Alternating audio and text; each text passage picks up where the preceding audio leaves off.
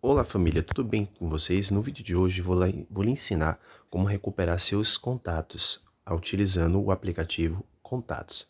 No seu celular Android você vai acessar a sua loja de aplicativos chamada Play Store. Aqui na Play Store, na barra de pesquisa, na parte superior, você vai dar um clique sobre o campo e vai digitar o nome Contatos. Você vai pesquisar por esse aplicativo, vai baixar o aplicativo app Contatos. Após fazer a instalação, você vai clicar aqui no botão Abrir. E aqui em Contatos, na parte inferior, você vai clicar no botão onde tem o nome Organizar. E aqui em Organizar, você primeiramente vai clicar em Lixeira. Aqui em Lixeira, você vai visualizar se os contatos estiverem aqui. Você vai clicar e restaurar e vai recuperar seu contato.